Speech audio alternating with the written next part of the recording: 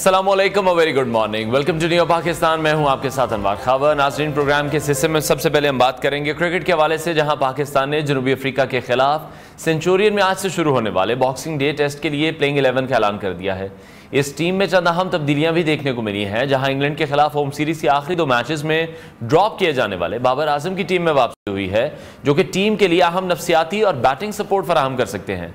3 साल के तवील वक्फे के बाद फास्ट बॉलर मोहम्मद अब्बास को दोबारा स्क्वाड में शामिल किया गया है और उनकी शमूलियत का जो फैसला है ये उनकी हालिया शानदार कारकर्दगी की बुनियाद पर किया गया, जहां उन्होंने कायद-ए-आज़म ट्रॉफी के 5 मैचेस में 31 विकेटें हासिल की। पाकिस्तान की प्लेइंग 11 में शामिल खिलाड़ियों की बात की जाए तो कप्तान शान मसूद हैं, साइम अयूब, बाबर आजम, कामरान गुलाम, मोहम्मद रिजवान विकेट कीपर हैं, सऊद शकील, सलमान अली आगा, आमिर जमाल, नसीम शाह, खुर्रम शहजाद और मोहम्मद अब्बास शामिल हैं। पाकिस्तान क्रिकेट बोर्ड ने यह टीम जनूबी अफ्रीका की कंडीशंस और पिच के तकाज़ों को मद्देनजर रखते हुए तश्कील दी है और ये match ICC world test championship के लिए भी नहायत अहमियत रखता है, जहां पाकिस्तान को अपने पॉइंट्स टेबल में बेहतरी के लिए फतह दरकार है। तवक्को यह है कि पाकिस्तानी शायकीन टीम की इस कारकर्दगी को भरपूर सपोर्ट करेंगे और टीम एक ज़बरदस्त मुकाबला पेश करेगी।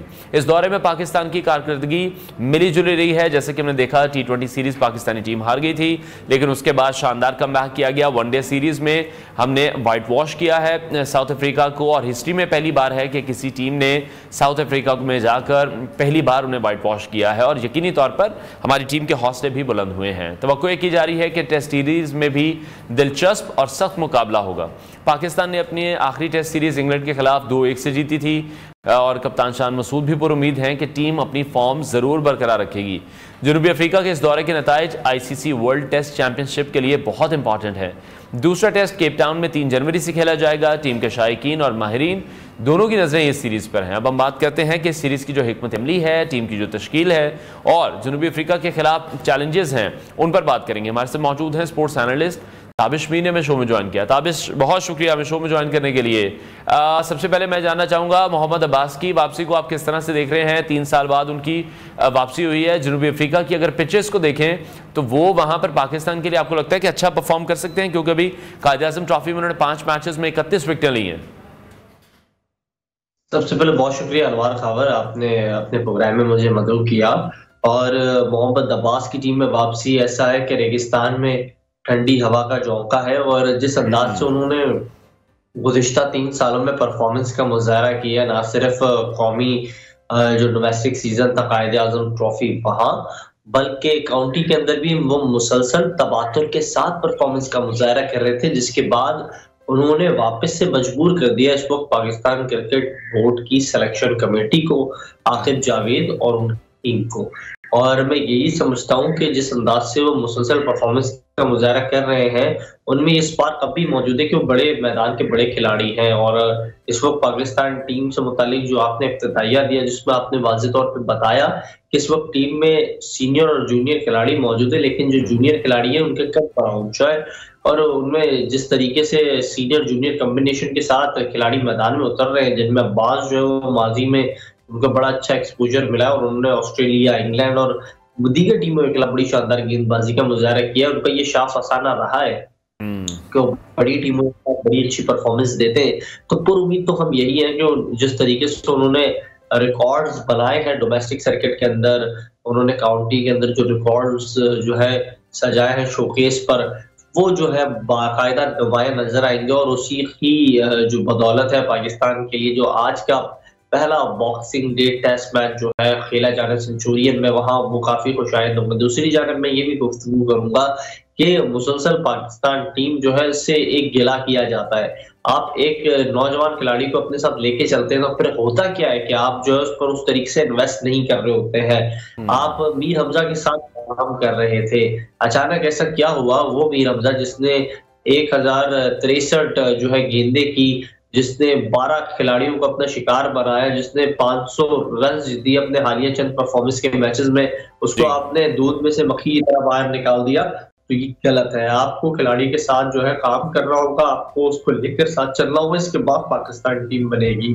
मुझे तो ऐसा लगता है ये जो क्रिकेट टीम है ये सिर्फ सेल्फ परफॉर्मेंस और सेल्फ बिजनेस के लिए बस बनाई जा रही है। इस वक्त इसके जो खिलाड़ी है उनको ग्रूम करने का कोई प्लान बोर्ड के पास शायद मौजूद इस वक्त है ही नहीं। ठीक है। अच्छा, जिस तरह से खुर्रम शहजाद को भी हम देख रहे हैं, उनकी शमूलियत पर आपकी फिर क्या राय है? टीम की जो मौजूदा हिकमत अमली है उसके मुताबिक आपको तो लगता है कि वो भी कामयाब हो सकते हैं? बिल्कुल, देखिए नौजवान खिलाड़ियों को जितना ज़्यादा मौका दिया जाएगा यही आपका मुस्तकबिल है। आप इस वक़्त वसीम अकरम को लाकर खिलाने से तो रहे नहीं, लेकिन खुर्रम शहजाद बॉलिंग थी, जो उनकी अप्रोच थी, जो उन्होंने ऑस्ट्रेलिया में किया, उन्होंने बताया कि वो डिज़र्व करते हैं। डोमेस्टिक के परफॉर्मेंस की जब तक इज़्ज़त नहीं होगी, पाकिस्तान का क्रिकेट कभी ग्रो नहीं करेगा।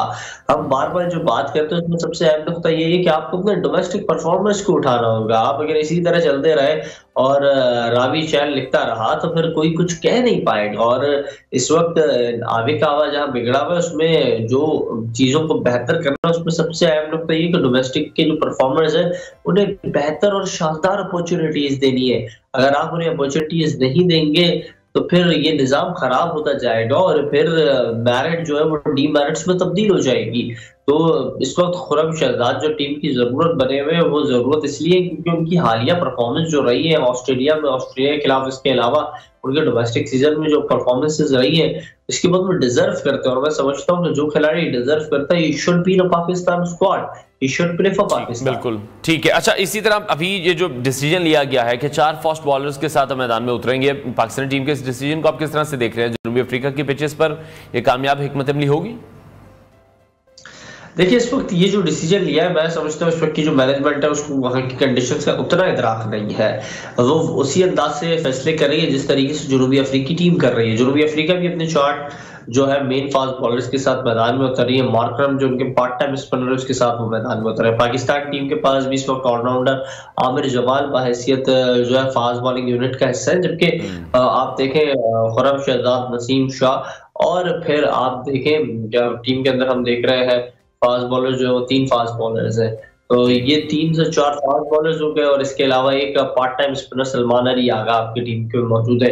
तो वही हिकमत अमली के साथ आप भी मैदान में उतरे। लेकिन इस वक्त कुछ जो तब्दीलियां हुई है, जिस तरीके से ऑस्ट्रेलियन टूर के अंदर परफॉर्मेंस का मुजाहरा कर रहे थे, 5 जो है 6 टोटल इनिंग्स के अंदर 1 सेंचुरी की थी अब्दुल्ला शफीक ने, उन्हें टीम से ड्रॉप किया मुसलसल नाकामी के बाद। और जनूबी अफ्रीका सीरीज के अंदर जो उन्होंने एक मुनफरिद रिकॉर्ड बनाया 3 बार 0 पर आउट होने का, तो उसके बाद कमेटी ने उन्हें बाहर कर दिया टीम से। जबकि दूसरी जानब आप देखें कि इस वक्त बाबर आजम की टीम में वापसी हुई है, उसी टीम के अंदर हम देख रहे हैं कि कामरान गुलाम भी मौजूद है। तो ये जो है बैलेंस ऑफ टीम आप लेकर जा रहे हैं, लेकिन इस वक्त आपको एक अप्रोच अपनी बेहतर करनी होगी। अप्रोच ये होनी चाहिए कि अगर नसीम शाह जो है वो अगर बॉलिंग यूनिट का आपने इस वक्त मेन पार्ट बनाया, तो आपकी बैटिंग यूनिट का मेन पार्ट बाबर आजम है। तो फिर ओपनिंग यूनिट आपकी किस तरीके से अप्रोच कर रही होगी? आप साइम अयूब और जो है शान मसूद के साथ ओपनिंग कर रहे हैं और बाबर आजम वन डाउन पर आ रहे हैं, तो कामरान गुलाम कहाँ जो है वो बैटिंग करेंगे? पोजीशन ठीक है। अच्छा, तो इसके साथ साथ शान मसूद की जो कैप्टनसी है उसको कहां पर आप रेट करेंगे? ऑस्ट्रेलिया के खिलाफ सीरीज हुई, वो हम हार गए। बांग्लादेशी टीम पाकिस्तान आई, वो अनफॉर्चुनेट हम हार गए। इंग्लैंड के खिलाफ अच्छी कारकर्दगी टीम ने दिखाई थी। इस सीरीज में आपको लगता है अपनी कप्तानी के तसलसल को बरकरार रख सकेंगे? देखिए, उस वक्त जो ये शिकस्तों का सिलसिला रहा या फिर उस वक्त हमें पाकिस्तान को मुसलसल नाकामियों का सामना करना पड़ा, उस वक्त टीम का माहौल इंतहाई ज्यादा खराब था। अनवार, आपको इस बात को अंदाजा जो है लगाना होगा, उस वक्त ग्रुपिंग लॉबिंग अपने उरूज पर थी। ये वही खिलाड़ी थे जो आज से पहले एक साथ खाना खाते थे, लेकिन रंजिश से, चपकलिश से, नाराजगियां सुरूज पर आ पहुंची थी कि टीम के एक खिलाड़ी ने मुझे बताया, मेरी बाकायदा उनके साथ फोन पर गुफ्तगू हुई, उन्होंने कहा वर्ल्ड कप की नाकामी की असल वजह ये भी कि सीनियर खिलाड़ी एक दूसरे से बात तो दूर की बात है, वो एक दूसरे से सलाह मशवरा भी दौरान मैच नहीं कर रहे होते थे। तो यहाँ तक जब रंजिश आ पहुंची थी तो शान मसूद को मैं नहीं समझता वो जिम्मेदार है। तो फिर ये तमाम काम तो मैनेजमेंट का था, लेकिन बोर्ड के जो आला ओहदेदारान है, नकवी साहब जैसे, उन्होंने क्या किया, जो बंदा मेन कल्प्रेट था वहाब रियाज जैसा वापस से उन्हें लेकर आया और वापस से इस वक्त डोमेस्टिक सीजन में सबसे अहम काम कर रहे हैं। ना जाने क्या वो काम कर रहे हैं अंदर खाना, लेकिन हाँ उन्हें किसी तरह फैसिलिटेट किया जा रहा है। तो अपने मंजूर नजरों को जब तक आप नवाजेंगे ना, तो ये जो बोर्ड है, जो एक ऑटोनमस बॉडी है जिसकी माजी में बड़ी अच्छी अप्रोच रही है। मेरी हाल ही में मुलाकात हुई है पाकिस्तान क्रिकेट बोर्ड के साबिक चेयरमैन सर आरिफ अली खान अब्बासी साहब से, और उन्होंने कहा कि पीसीबी एक वाहिद क्रिकेट बोर्ड था जो दुनिया को जो है बिजनेस जनरेट करके देता था, लेकिन आज आपने ऐसा कर दिया कि ये बोर्ड सिर्फ अपने ही स्पॉन्सर्स है उस तक भी मुश्किल से महदूद हो गया है। तो इस वक्त तो आपने पूरे आगे का आगे बिगाड़ दिया। आप देखें, you are in a trouble, और the way you are dealing things, this is very difficult to take out Pakistan cricket from hot waters. ठीक है। अच्छा, जिस तरह से जनूबी अफ्रीका की टीम की अगर हम बात करें, उनकी मौजूदा फॉर्म को देखें, कंडीशंस का उन्हें बेहतर अंदाजा है। पाकिस्तान के बैटिंग ऑर्डर को आप क्या समझते हैं कि इन चैलेंजेस का सामना हो सकता है? क्योंकि हमारी बैटिंग बहुत बार ऐसा हुआ है कि एकदम कोलैप्स कर जाती है। बिल्कुल, ये क्योंकि इसलिए हो रहा है क्योंकि बड़े बड़े जो आपके खिलाड़ी हैं, क्या वो डोमेस्टिक सीजन का हिस्सा बन रहे हैं? क्या बाबर आजम को उस तरीके से डोमेस्टिक खिला रहे हैं? आप उसको कॉन्ट्रैक्ट्स तो बड़े बड़े दे रहे हैं, वो आपकी कैटेगरी ए के अंदर सेंट्रल कॉन्ट्रैक्ट के हैं, लेकिन वो डोमेस्टिक सीजन जो आपका सबसे पाई का डोमेस्टिक सीजन है, कायदा ट्रॉफी बात वो दिखाई नहीं देते हैं। फिर आप देखें मोहम्मद रिजवान को, क्या आप देखते हैं फिर डोमेस्टिक सीजन में? क्या वो उन नौजवानों के साथ डोमेस्टिक सीजन का हिस्सा है? ऐसा नहीं है। लेकिन माजी पाकिस्तान क्रिकेट का ऐसा रहा है ना, जावेद मियां दाद साहब हो, लेजेंडरी जहीर अब्बास साहब हो, जिन्होंने सिर्फ पाकिस्तान की डोमेस्टिक के अंदर 100 किए, तो इसलिए उन्होंने किया कि उन्होंने डोमेस्टिक की बड़ी कदर की। आप देखें इंतखाब आलम, उनकी 1500 विकेटें थी। रीजन ये था क्योंकि उन्होंने डोमेस्टिक में टाइम गुजारा और इसके बाद वो टीम के साथ भी लगे रहे, तो ये तो चीजें बेहतर हुई। अब ये जो खिलाड़ी हैं, बड़े रेस के घोड़े, आप जब तक इन्हें बनाएंगे नहीं और आप इन्हें वक्त से पहले ही किसी को किंग बना देंगे तो मुश्किल हो जाएगी। ये तमाम जो है किंग मेकर्स हो सकते हैं, कोई भी ऐसा नहीं है कि जिस पर आप बंदा एतबार कर ले, और इस वक्त आप यही गलती कर रहे हैं, ये बड़ी भूल कर रहे हैं, और ये भूल आपको बड़ी मुश्किल में डाल रही है अनवार। ठीक है। अच्छा, आईसीसी वर्ल्ड टेस्ट चैंपियनशिप की अगर हम बात करें तो उसके लिए सीरीज कितनी ज्यादा इंपॉर्टेंट है? इन मैचेस का जो भी नतीजा होगा, पाकिस्तान अगर जीत जाता है तो पाकिस्तान की पोजीशन पर कितना असर पड़ेगा?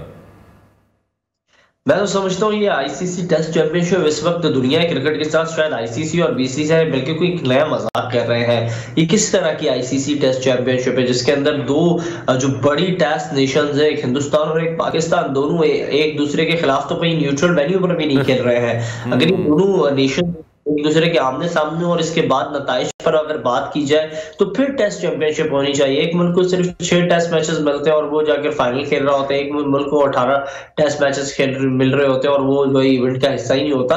तो ये तो मजाक बना दिया है। ये भारतीय जो हठधर्मी है, इसने दुनिया क्रिकेट का बड़ा नुकसान किया है। इस वक्त तो आप देखें, बरतानवी जरीदे जो है वो भी चीख चीख कर लिख रहे हैं और बता रहे हैं कि भारतीय हठधर्मी किस उरूज पर जा पहुंची है। हिंदुस्तान की जो फाशिस्ट नरेंद्र मोदी की हुकूमत है, इसने तो दुनिया क्रिकेट का जो हुस्न है उसको खराब कर दिया। आप देखें, आप क्योंकि इस वक्त जहां से मेजबानी कर रहे हैं, लाहौर जो है जिंदा दिलाने लाहौर कज़ाफी स्टेडियम, उसमें कई तारीखी रकम है। फैसलाबाद का जो स्टेडियम है, वह कासिम उमर साहब की 200 हुई है हिंदुस्तान के खिलाफ। हैदराबाद आप आए तो वहां जो है मुदस्सिर नजर और जावेद मियां दाद साहब के 280 रन की एक तारीख मौजूद है। तो और फिर अगर मैं बात करूं तो ये पाकिस्तान की टीम ही थी जिसने कोलकाता में हिंदुस्तान को हराया, जिसने जो है मुख्तलिफ मकामात पे जाके हिंदुस्तान को हराया। तो दोनों ममालिक के दरमियान मैं समझता हूँ कि बायलैटरल सीरीज होनी चाहिए और हिंदुस्तान को अपना ये जो सोच है और ये जो मनफी सोच है इसको कहीं दूर रखना होगा, अपनी जेब में रखना होगा। इसके बाद ही दुनिया क्रिकेट जो है, और आईसीसी को सोचना होगा कि अगर वो इस तरह से जो नरेंद्र मोदी के पपेट्स हैं, जय शाह जैसे, उनको आईसीसी के अंदर मौका तो फिर दुनिया क्रिकेट ग्रो नहीं करेगी, सुखड़ जाएगी और सुखड़ के सिमट जाएगी।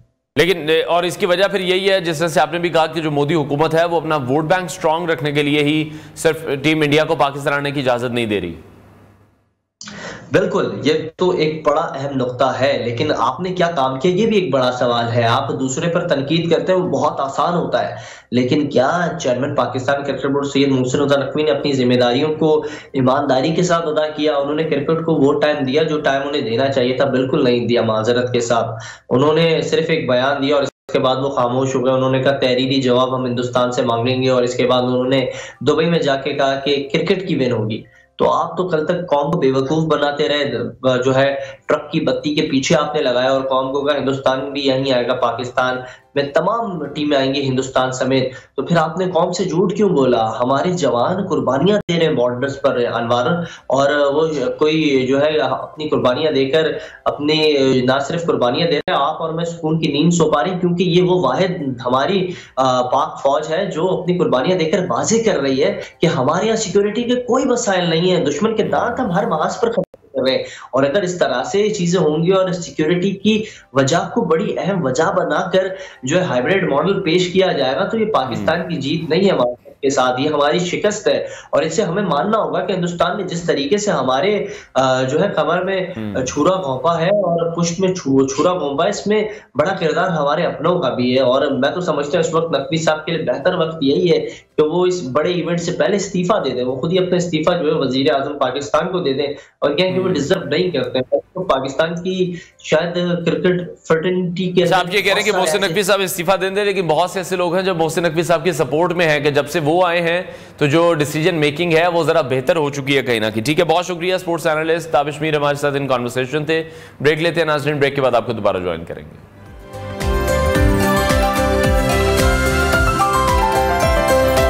Welcome back to new Pakistan. नाज़रीन, चमन जिसे पाकिस्तान का लिटिल ब्राजील भी कहा जाता है, एक बार फिर से फुटबॉल के मैदान में नुमाया है। चमन में कायद-ए-आज़म अंडर 16 फुटबॉल चैंपियनशिप का शानदार इनेकाद किया गया, जिसमें 28 टीमों के 500 से ज्यादा खिलाड़ियों ने हिस्सा लिया। साबिक कौमी कप्तान ईसा चकजई ने इस चैंपियनशिप को नए टैलेंट की तलाश और निखारने के लिए अहम कदम करार दिया है। नुमाया कारकर्दगी दिखाने वाले 86 खिलाड़ियों की सिलेक्शन की गई, जिन्हें मुस्तकबिल में मजीद तरबियत दी जाएगी। इख्तितामी तकरीब में डिप्टी कमिश्नर चमन और फ्रंटियर कोर के अहदेदारान ने खिलाड़ियों में इनामात तकसीम किए। पाकिस्तान में टैलेंट किसी भी सूरत कम नहीं है और इसी तरह से हम अपने प्रोग्राम में इन तमाम खबरों को हिस्सा इसलिए बनाते हैं कि हमेशा हमारा फोकस जो होता है वो क्रिकेट पर होता है। हम हॉकी, फुटबॉल, जो दूसरे खेल हैं उनको सपोर्ट नहीं करते हैं या उनके हवाले से बात नहीं करते हैं, तो फुटबॉल पर बात होना भी बहुत ज़्यादा ज़रूरी है। जिस तरह से चाइल्ड स्ट्रीट फुटबॉल टीम है वो बड़ा अच्छा परफॉर्म करते आ रहे हैं और फिर वो नेशनल टीम का हिस्सा भी बन जाते हैं। इसी तरह से ये जो इवेंट था, यहाँ पर भी हम देख रहे हैं कि बड़े अच्छे प्लेयर्स मौजूद हैं और इस चैंपियनशिप में जो बच्चे हैं उन्होंने बड़ी ज़बरदस्त परफॉर्मेंस का मुजाहरा भी किया। अंडर 16 जितने भी बच्चे थे वो बड़ा ज़बरदस्त खेल रहे हैं और यकीनी तौर पर वो इंटरनेशनल लेवल पर जाकर भी पाकिस्तान का नाम ज़रूर रोशन करेंगे। ब्रेक लेते हैं, ब्रेक के बाद आपको दोबारा ज्वाइन करेंगे।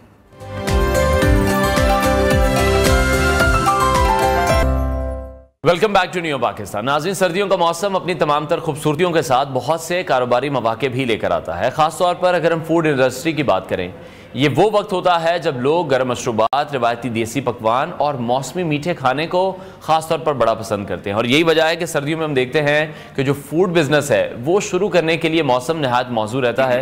और अगर आपके पास भी महदूद सरमाया है और आप कुछ नया शुरू करने का इरादा रखते हैं तो फूड बिजनेस आपके लिए बेहतरीन चॉइस हो सकता है। और इसकी वजह यह भी है कि इस शोबे में आप कम कीमत पर भी मकबूल आइटम्स तैयार करके अच्छा मुनाफा भी कमा सकते हैं।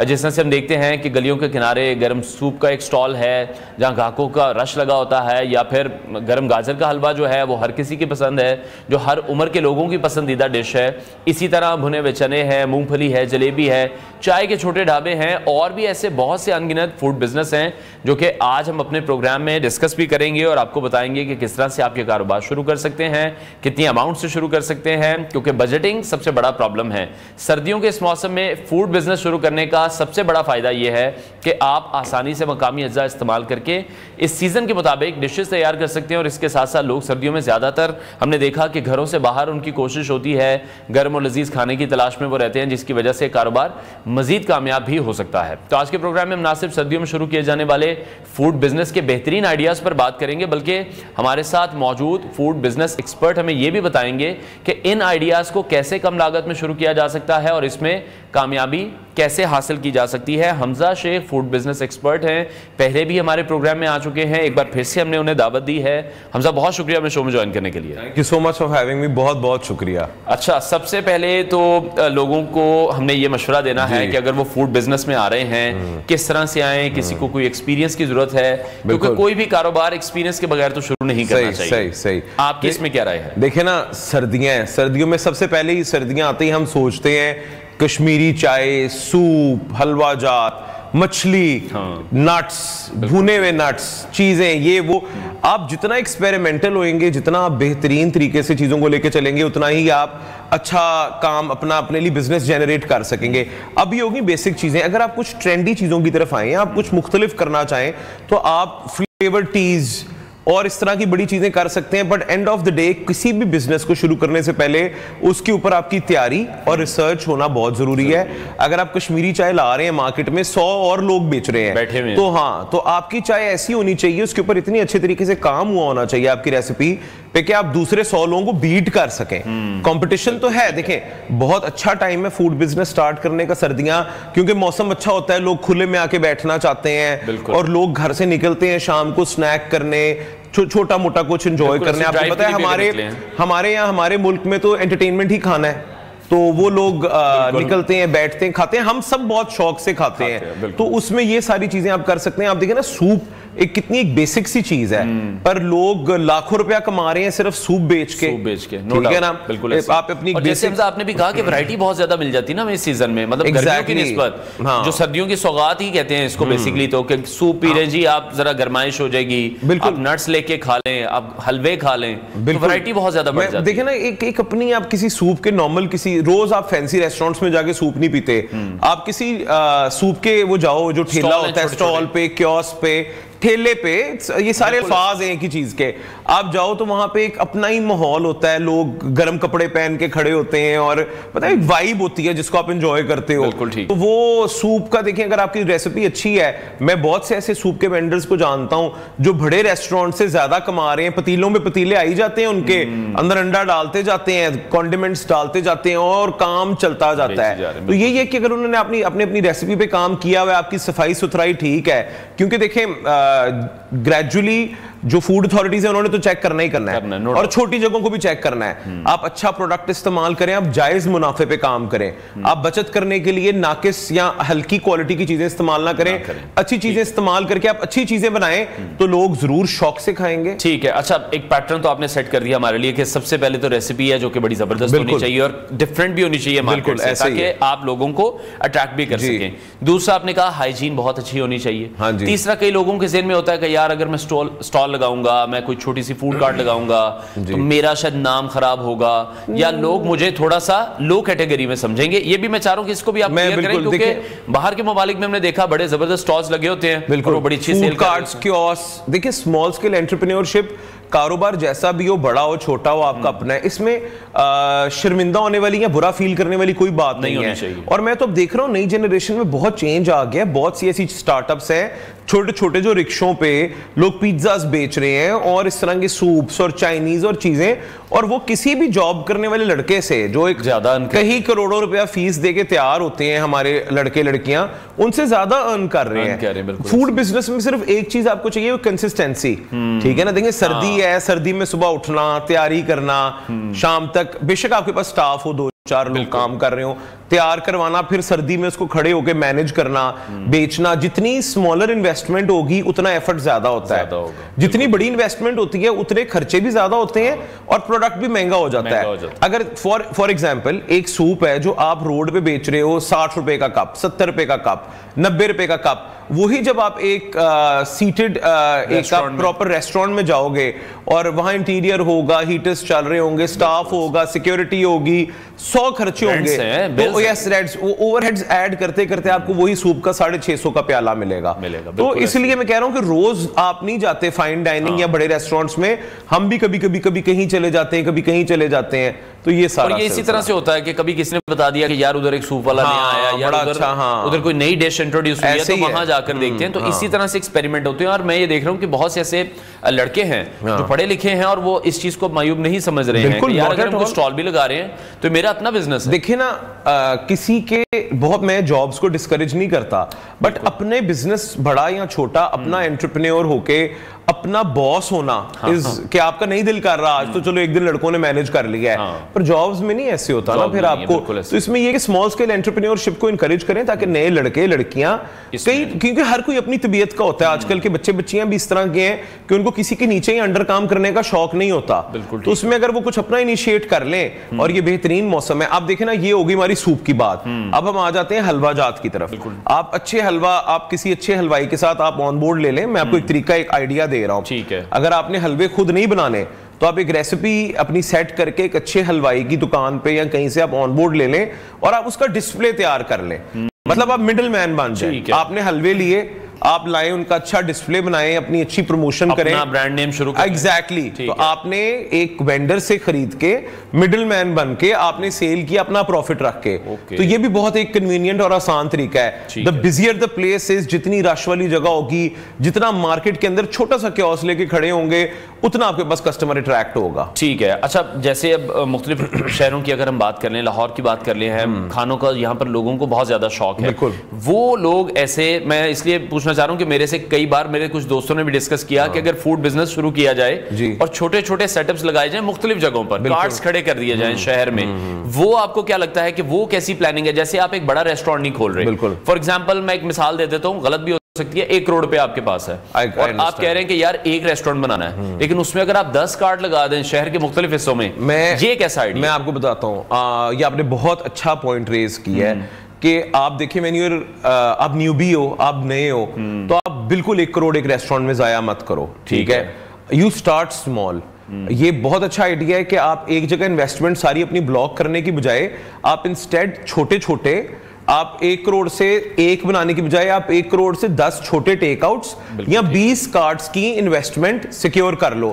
3 से 5 लाख, 2.5 से 5 लाख लग जाते हैं एक अच्छी कार्ड को भी बनाने में, बिल्कुल, ठीक है, जो जरा अट्रैक्टिव फील हो। हाँ, तो उसमें क्या है कि आपकी एक जगह कार्ट नहीं चली, आप उठा के कहीं और ले गए। एक जगह अगर आपका रेस्टोरेंट नहीं चला, तो आप उसको उठा के कहां लेके जाओगे?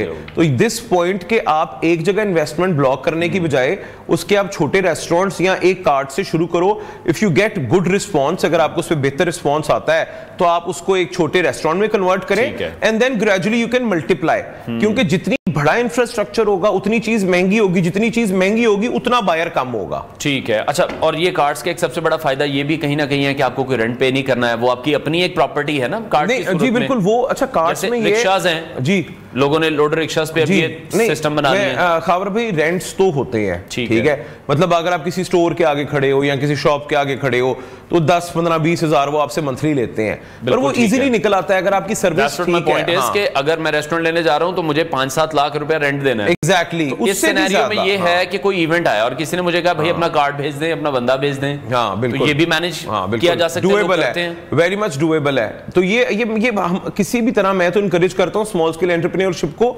आप किसी भी किस्म का काम कर सकते हो, ठीक है, आप जो भी चीज, आप इवन आप बिरयानी करना चाहो, आप बिरयानी की कार्ड्स कर सकते हो लंच टाइम में। आपको पता है कि लंच की मार्केट हमारी अभी भी बड़ी उसमें स्कैरसिटी है, उसमें अभी भी इतने चीजें नहीं अवेलेबल, ठीक है। तो लंच टाइम पे आप जितने कॉल सेंटर्स हैं, बिजी प्लेसेस हैं, मॉल रोड है, बीडन रोड है, ये जो सारे एग्जैक्टली, तो आप यहाँ पे एक अच्छी सी कार्ड मॉडिफाइड सी अच्छे तरीके से अच्छा ब्रांड करके आप एक अच्छी क्वालिटी की बिरयानी आप सेल करना शुरू कर दो। वही आप खुद अपनी प्रोडक्शन भी कर सकते हो और आप किसी अच्छी जो नाइयों की दुकानें होती हैं जहां पे देगें बनती हैं, वहां पे आप अपनी रेसिपी देके अब उनको वो अपना प्रॉफिट रखें, आप अपना प्रॉफिट रखो और आप अपना प्रॉफिट रख के आगे सेल कर दो। तो ये बड़ा अच्छा तरीका है कि आप मिडिल मैन के तौर पे एक अच्छा बिजनेस जनरेट कर सकते हो जहां आपका एफर्ट भी कम है और ग्रेजुअली जब आपको लगे कि यार मैं 2-3 कार्ड्स पे आ गया हूं या मैं अब शॉप बनाने की सिचुएशन में हूं, तो फिर आप अपनी प्रोडक्शन शुरू कर दें। ठीक हो गया। अच्छा, जैसे अब हम ये देख रहे हैं कि क्वालिटी और जो टेस्ट है उसको अगर हमने कंसिस्टेंट रखना है, क्योंकि फूड के बिजनेस में तो ये दो चीजें सबसे ज्यादा इंपॉर्टेंट है कि आपकी जो चीजें हैं बड़ी साफ सुथरी होनी चाहिए, नीट एंड क्लीन होनी चाहिए। जो टेस्ट आपका है, क्योंकि मैं भी अगर कहीं बाहर खाना खाने जाता हूं और मुझे नेक्स्ट टाइम वो टेस्ट नहीं मिलता तो फिर मैं वो जगह स्किप कर देता हूं कि यार ये टेस्ट, इसका मतलब आज शेफ चेंज हो गया। बिल्कुल, इसमें ना कंसिस्टेंट होना is very important. Food business को सक्सेसफुल करने की वजह का तरीका ही ये है कि आपका कंसिस्टेंट चेक एंड बैलेंस, एक बंदा काम ना करे, घर से 2 लोग हों कि अगर एक दिन कोई लेजी है या स्लो है या बीमार है तो दूसरा बंदा देख ले, या 2 दोस्त काम करें। थोड़ा सा यहाँ आप एक ही कर रहे हो तो थोड़ी कन्विक्शन के साथ करो। मैं आपको एक बड़ी मजे की बात बताता हूँ, मेरे 2 दोस्तों ने एक ही टाइम पे 2 रेस्टोरेंट्स शुरू किए, ठीक है, नाम हम नहीं लेंगे। एक दोस्त का बहुत अच्छा शुरू में चला, अमेजिंग, आउटस्टैंडिंग, और दूसरे दोस्त का कम कम चलता था, उसकी इन्वेस्टमेंट कम थी, वो थोड़े से कम रश वाली जगह में था। वो जिस दोस्त का चल रहा था उसने बड़ी जी शुरू में बड़ा उसने धूम मचा दी, ये वो, उसके बाद उसने ध्यान नहीं दिया, वो ग्रेजुअली 2 साल के अंदर अंदर बिजनेस रिड्यूस होकर बंद हो गया। और जो कंसिस्टेंटली लड़का देख रहा था, अब वो माशाल्लाह उसको 9 साल हो गए करते हुए और उसके अब 3 रेस्टोरेंट्स हैं अपने। अच्छा, तो जिसका कम चल रहा था उसने ध्यान दिया, कंसिस्टेंट रहा, उसको पता था मैं करके खानी है, तो वो चल पड़ा। और जिसने सिर्फ एंजॉय किया और उस थोड़े से फेम को और बिजनेस को, यस हाँ, तो वो शॉर्ट टर्म रहा। ठीक है। अच्छा हमजा, बड़ा अच्छा पॉइंट इसमें आ गया, बल्कि हमारा सवाल भी था कि लोकेशन कितनी ज्यादा मैटर करती है। Rush areas, markets, school colleges के पास, किसी ने भी बिजनेस अगर स्टार्ट करना है, वो लोकेशन को किस तरह से, जिसे कहते हैं ना, एक रेकी लगाई हो कि यार ये लोकेशन परफेक्ट है। देखिए, the smaller the business is the more busier place it needs. जितना छोटा आप चाहते हैं कि आपको फौरन बूस्ट मिले और आप फौरन से लोग कहें वाह वाह यार इसकी बिरयानी या इसका हलवा या इसकी मछली या इसका फिश बर्गर बहुत अच्छा है, तो the busier the place is, और एक दो चीजें आप रखें उधर, बस बना बना के आप देते जाएं, ठीक है।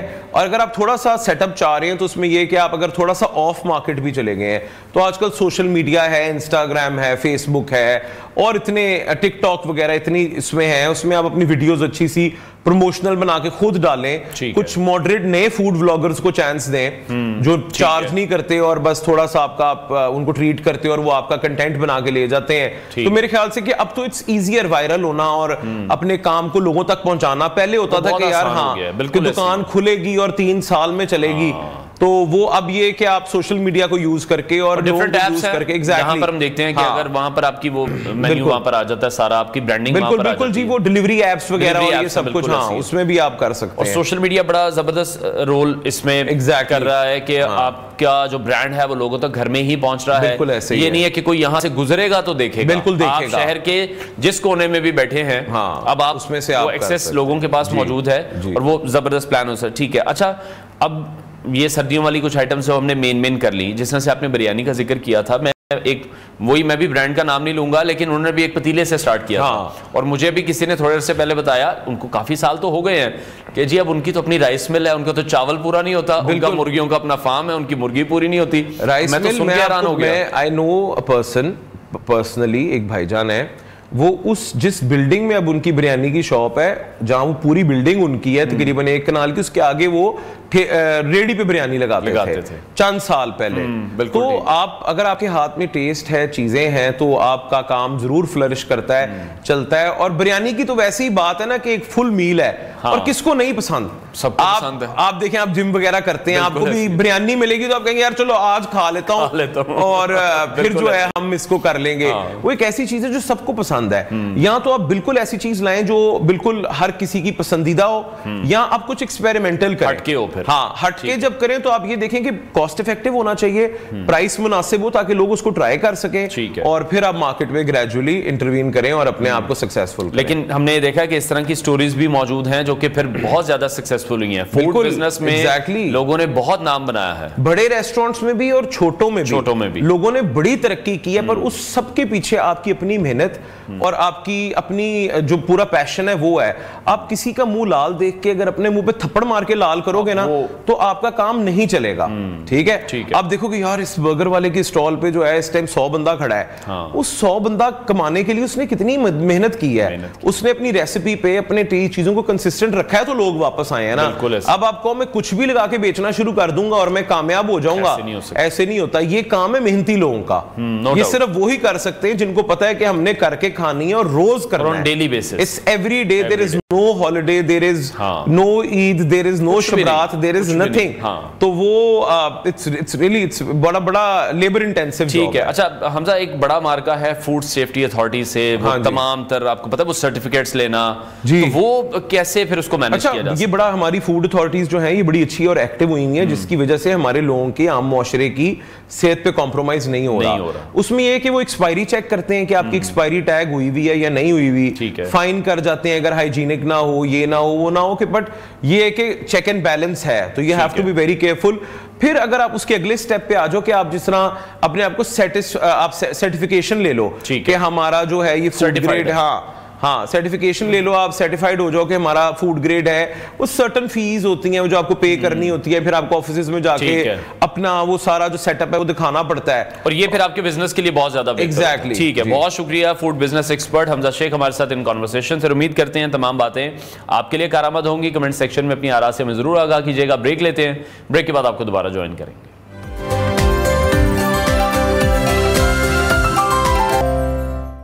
Welcome back to new Pakistan. नाज़रीन, पाकिस्तान की सियासत एक बार फिर से नहायत नाजुक मोड़ पर है, जहां बानी पीटीआई ने पीटीआई क़यादत को सिविल नाफरमानी की तहरीक जारी रखने की हिदायत की है। बानी पीटीआई ने सिविल नाफरमानी की तहरीक जारी रखने, जबकि party chairman barrister Gohar, secretary general Salman Akram Raja और सेक्रेटरी इत्तलात शेख वकास अकरम को आलमी उमूर पर बात करने की हिदायत दे दी हैं। मुल्क की सियासी फजा पहले ही कशीदा है और बानी पीटीआई के इस ऐलान ने हालात को मजीद संजीदा बना दिया है। बानी पीटीआई ने पार्टी के chairman barrister Gohar, secretary general Salman Akram Raja और सेक्रेटरी इत्तलात शेख वकास अकरम को आलमी उमूर पर बात करने की हिदायत देते हुए वाज़ेह किया है कि इनके अलावा पार्टी के प्लेटफॉर्म से कोई भी आलमी मसाइल पर गुफ्तगू नहीं करेगा। बानी पीटीआई ने अपने दो अहम मुतालबात पर जोर दिया है जो उनके बकौल मुज़ाकरात के लिए बुनियादी नकात हैं। बानी तहरीक-ए-इंसाफ समेत तमाम सियासी कैदियों की फौरी रिहाई, 9 मई और 26 नवंबर के वाक़यात पर गैर जानिबदार जुडिशल कमीशन का क़याम और इसके साथ साथ बानी पीटीआई ने यह भी कहा है कि अगर मुज़ाकरात में हुकूमत की संजीदगी और ठोस पेशरफ नजर आई तो फिर सिविल नाफरमानी की तहरीक पर नजरसानी की जा सकती है। दूसरी तरफ हम देख रहे हैं कि खैबर पख्तूनख्वा के इलाके पारा चनार में अवाम एक और संगीन मसले से दो चार हैं, जहां 2.5 माह से रास्तों की बंदिश के खिलाफ धरना 7वें रोज भी जारी है। इन बंद रास्तों की वजह से मकामी लोग खुराक, अद्वियात और इलाज जैसी बुनियादी सहूलियात से भी महरूम हो चुके हैं, जिसके बायस बच्चों की हलाकतों जैसे अलमिये भी सामने आए हैं। हुकूमत ने पारा चनार को आफत ज़दा करार देकर रिलीफ एमरजेंसी का ऐलान किया है और वज़ीर आज़म की हिदायत पर इमदादी सरगर्मियाँ जारी हैं। NDMA की जानिब से अद्वियात की फराहमी और मुतासरीन की मदद के लिए हेलीकॉप्टर्स इस्तेमाल किए जा रहे हैं, लेकिन ज़मीनी रास्तों की बहाली अब भी एक बहुत बड़ा चैलेंज है। ये तमाम मसाइल इस बात की निशानदेही करते हैं कि मुल्क को इस वक्त फौरी सियासी इस्तेहकाम और इंसानी बहरानों के हल के लिए ठोस इक़दामात की ज़रूरत है। तहरीक इंसाफ के लिए यह वक्त न सिर्फ अपनी सियासी हिकमत अमली को मजबूत करने का है, बल्कि अवाम के मसाइल के हल में अमली किरदार अदा करने का भी है। और ये सूरत हाल किस तरफ जाएगी? क्या मुज़ाकरात से कोई मस्बत पेशरफ्त होगी या सिविल नाफरमानी की जो तहरीक है वो मजीद शिद्दत इख्तियार करेगी? पारा चनार के अवाम की मुश्किलात का खात्मा कैसे होगा? ये वो सवालात हैं जो पाकिस्तानी सियासत और अवाम के मुस्तकबिल के लिए नहायत अहम हैं। इसी पर बात करने के लिए हमने दावत दी है पाकिस्तान तहरीक इंसाफ के सीनियर रहनुमा शौकत यूसुफ ज़ई साहब हमारे साथ मौजूद होंगे। शौकत साहब, बहुत शुक्रिया हमें शो में ज्वाइन करने के लिए। सबसे पहले बानी पीटीआई ने जिस तरह से सिविल नाफरमानी की तहरीक जारी रखने का ऐलान किया है, लेकिन मुज़ाकरात में संजीदगी के लिए अब कौन सी ऐसी मेन शराइत हैं जिनको तरजीह दी जाएगी कि अगर ये शराइत मान ली जाती हैं तो फिर सिविल नाफरमानी की तरफ नहीं जाएंगे? बिस्मिल्लाहिर्रहमानिर्रहीम, बहुत शुक्रिया। देखिए जी, मेरे ख्याल से 26 नवंबर का जो वाक़या हुआ जिसमें हमारे वर्करों को मारा गया और जिस तरह जाली FIR सैकड़ों लोगों के खिलाफ बनाए गए, कुछ लोगों को जेलों में बंद किया गया, ये वो वाक़यात थे कि उसके बाद बहुत मुश्किल था कि गवर्नमेंट के साथ मुज़ाकरात कर लिए जाते। लेकिन जो कि मुल्क के हालात ऐसे हैं, उन हालात को देखते हुए इमरान खान ने ये मुज़ाकरात की इजाज़त दी और मुज़ाकरात शुरू हुए। लेकिन स्टार्ट में आपने देखा कि गवर्नमेंट का रवैया इतना ज्यादा संजीदा नहीं था। इसके बावजूद चलो पहला सेशन हुआ और उस हमारे से 2 डिमांड ऐसे हैं जो हम उसको आप कंडीशन नहीं कह सकते, लेकिन ये ज्यादतियां हुई हैं। उस ज्यादतियों का अजाला करने के लिए कि एक तो जो बेगुनाह लोग, सियासी बेगुनाह लोग जेलों में बंद हैं, और आपने देखा भी वो बेगुनाह इसलिए हैं कि सदारत दहशतगर्दी अदालत ने 80 लोगों को रिहा किया 26 नवंबर के बाद, और पंजाब पुलिस ने दोबारा उनको गिरफ्तार कर लिया। तो इसका अंदाजा आप लगा सकते हैं कि गवर्नमेंट जो है वो जाली मुकदमात बनाकर पीटीआई की वर्करों को तंग कर रही है। तो एक तो ये सिलसिला बंद होना चाहिए और जो बेगुनाह लोग गिरफ्तार हैं उनको रिहा होना चाहिए। दूसरा जो है वो आपको इल्म है कि 9 मई के वाकयात और 26 नवंबर के वाकयात, इस पे बड़ी बहस हो रही है और हम चाहते हैं कि इसका वंस फॉर ऑल इसका डिसीजन हो जाए और दूध का दूध पानी का हो जाए। और उसके लिए लाजमी है कि सुप्रीम कोर्ट के सीनियर जजों के अंडर जो है वो एक जुडिशियल कमीशन बने और वो तहकीकात करके बताए, जिसको 9 मई के हवाले से जो भी सजावार हो या मतलब गुनाहगार हो, बिल्कुल उनको सजा दी जाए। हम तो इसके हक में, हमने पहले भी 9 मई के वाकयात की मजम्मत की थी, इमरान खान ने भी की है, पूरी पार्टी ने की है, तो हम तो 9 मई को और नहीं कर रहे हैं। लेकिन शौकत साहब, आप ये कह रहे हैं कि खान साहब ने इसकी मजम्मत की है, मजम्मत कभी सामने नहीं आई है। थोड़े दिन पहले भी उनकी एक स्टेटमेंट है जिसमें इसे वो फॉल्स फ्लैग ऑपरेशन कह रहे हैं, और पाकिस्तान तहरीक इंसाफ की बहुत से ऐसे रहनुमाओं की वीडियोज हैं जो कह रहे हैं कि कोर कमांडर हाउस की तरफ जाएं, जो कह रहे हैं GHQ की तरफ जाएं। आपको लगता है कि फिर वो लोग भी जिम्मेदार हैं, लोगों को इश्तियाल दिलाने में उनका उतना ही हाथ है? देखिए, अब ये तो है ना, देखें ये अब एहतजाज करना तो कोई जुर्म नहीं है कि अगर आप कहें कि जी फलां जगह जाके एहतजाज करें, तो एहतजाज का तो मसला नहीं है। अगर किसी ने ये कहा कि जी आए एहतजाज कर, लेकिन अंदर जाके तोड़ फोड़ किसने की, इसकी तहकीकात तो होनी चाहिए। तो तहकीकात जब तक नहीं होगी तो ऐसा तो नहीं हो सकता ना कि आप एहतजाज का हक तो आप दुनिया में कहीं किसी से नहीं छीन सकते। लेकिन ये जो मैं कह रहा हूँ उसका ये कि अगर तहकीकात हो जाए तो फिर आप बड़े आसानी होगी। जिन लोगों को आपने सजाएं दी, अगर यही सजाएं आप अदालतों के जरिए दिलवा देते तो मेरे ख्याल से ज्यादा बेहतर होता, पाकिस्तान की बदनामी ना होती। लेकिन चूंकि हुकूमत जो है वो इंतकामी सियासत कर रही है, वो उनके जहन में एक ही चीज है कि पीटीआई को क्रश किया जाए, इमरान खान को क्रश किया जाए। अब जब तक इस हमास से, जब तक इस जहनियत से नहीं निकलेगी बाहर, तो मामला आगे जो है मुश्किलात ही मुश्किलात हैं। आप देखें पूरी दुनिया जो है वो यूरोपीय यूनियन से लेके अमेरिका और यूके, वो सारे जो है वो इस पे तहफ़्फ़ुज़ात का इज़हार कर रहे हैं कि जो मिलिट्री कोर्ट से सजाएं हुई हैं वो उसकी मुखालफत कर रहे हैं। तो ये दुनिया में पाकिस्तान को बदनाम किसने किया? हुकूमत ने किया। यही काम अगर हुकूमत कह देती कि जी जुडिशल कमीशन बन जाए, ये जो इतने अर्सा 1.5 साल गुजर गया, 1.5 सालों में बहुत सारे लोगों को बहुत पहले ही सजाएं हो जाती अगर वो गुनाहगार होते। तो मेरे ख्याल से जो कुछ प्रोसेस किया है हुकूमत ने सिर्फ अपनी जात के लिए इस्तेमाल किया और उसमें एक बहुत बड़े इदारे को एक मुश्किल में खड़ा कर दिया।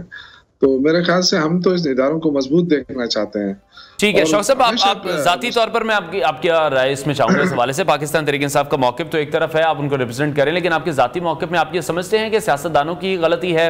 यही तमाम चीज़ें पिछले टेन्योर में इनको डिस्कस किया जाता था। जब नवाज शरीफ को कैद किया गया था, शहबाज शरीफ अपने केसेस की वजह से अंदर थे, साद रफीक थे, वो तमाम लोग फ्लोर पर खड़े होकर भी कहते थे कि दिन आप पर भी आएंगे, आज आप लोग भी वही बात कर रहे हैं। तो सियासतदानी फिर अपनी गलतियों से नहीं सीख रहे हैं? नहीं, हमारे देखें, अगर हमारे दौर में कोई गलतियां हुई हैं तो बिल्कुल हुई होंगी, मैं इसको वो नहीं करता, वो भी गलतियां ही हैं। लेकिन मैं जो अर्ज कर रहा हूँ ना कि देखें, हमने वो केसेस नहीं बनाए थे, वो केसेस उन्होंने एक दूसरे के खिलाफ बनाए थे। वो केसेस मौजूद थे, नून लीग ने पीपल्स पार्टी के खिलाफ बनाए थे, पीपल्स पार्टी ने नून लीग के खिलाफ बनाए, वो सारे केसेस मौजूद थे और उन्हीं केसेस की बिना पे फैसले हुए। यहाँ तो ये कि दहशतगर्दी के मुकदमे बन रहे हैं ना, हमने कौन सी दहशतगर्दी की है? पॉलिटिकल पार्टी कौन सी दहशतगर्द हो सकती है? तो ये जो मुकदमे, ये तो बिल्कुल पाकिस्तान में यूनिक किस्म के मुकदमे बन रहे हैं ना कि सियासी एहतजाज आप नहीं कर सकते। अगर पंजाब में कहते हैं जी लोग नहीं निकलेंगे, इस तरह का मार्शल तो कभी नहीं लगा है ना कि आप लोगों को निकलने भी ना दें, एहतजाज, पुरअमन एहतजाज का हक भी ना दें।